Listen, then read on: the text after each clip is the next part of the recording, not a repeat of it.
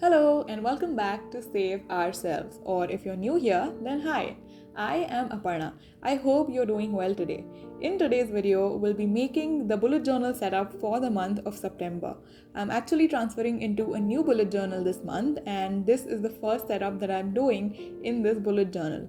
And I opted for a monochromatic theme because I had a lot of exciting stuff that I wanted to put in my bullet journal that really went with a black and white monochrome theme. So that was the vibe that I wanted to emulate, and I wanted to go back to some basic color palettes, which is why we are dealing with all blacks, whites, and grays this month. And on the first double spread, I am making the cover page as well as the goals and affirmations page.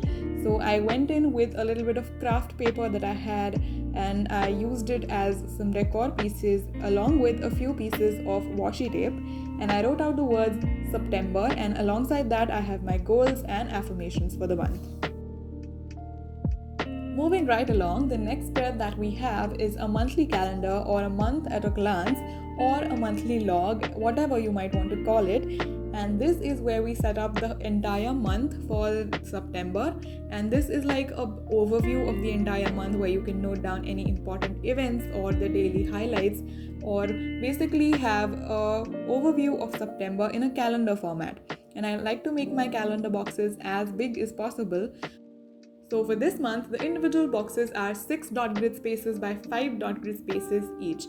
And I went for a very basic black outline calendar format with a black header, where I went over with a white jelly roll pen for the titles of every day, and I decorated the entire spread with a numbered washi tape that I had in a blackboard kind of a feel in black and white. And that's all. I really wanted to keep this page very minimal because it'll be soon filled up with a lot of important events and highlights.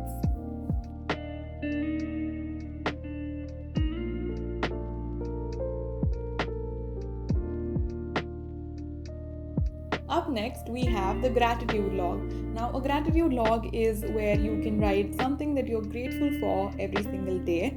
And this is a practice that I have found to be very beneficial for me, and it has completely changed the outlook that I have towards life, and just made me a more positive, optimistic, and a cheerful person overall. And you can really start to see these benefits if you practice gratitude on a daily basis. Now, you don't necessarily need to have a log for that. You can practice that in your journal or mentally as well. But I prefer to have a log where I can jot down something that I've been grateful for that day. It just helps me look back on the things I've found gratitude in, and just keeps me more grounded and humble in my outlook towards life. So this is a layout that I prefer keeping more minimal because it is one of the text heavy formats that I have in my bullet journal. Next, we have my habit tracker and my health tracker. Now, habit and health trackers are really beneficial as a way to document your month in terms of the different aspects or the different routines or habits that you form or practice during that month.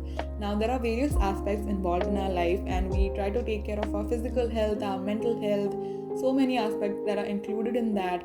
You may try to work out, let's say, 3 times a week, or practice gratitude, or try to play the piano, or make some sketches, or do all of these different things. And all together, it's very hard to keep a track of all of these things just mentally or just writing them down on paper. So having a habit tracker where all of these aspects can be tracked simultaneously lets you document your progress and see their correlation to each other. Maybe on a day when you worked out, you felt really good. So is there a correlation between that? You can analyze all of these things based on your habit and health trackers, which is why I find them very helpful to have in one place.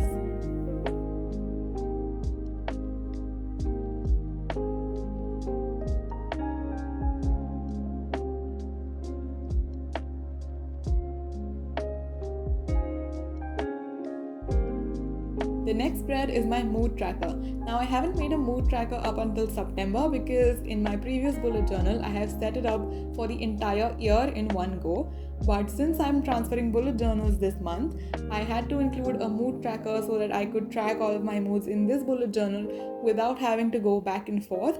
And then at the end of the year, I can compile all of that data into my original mood tracker. So I've made the key for this mood tracker so that it corresponds with my original key which I have for my original mood tracker. The spread next to that is called Days in September, and this is a blank spread for me to write down any sort of phrases, words, or adjectives that I want my September to look like. It is here with relation to my mood tracker so that I can look at these words and get inspired to live up to that month and do all the things that I want to do, create the vibe that I want to create, and just live the September that I envision myself before I'm starting out with this month.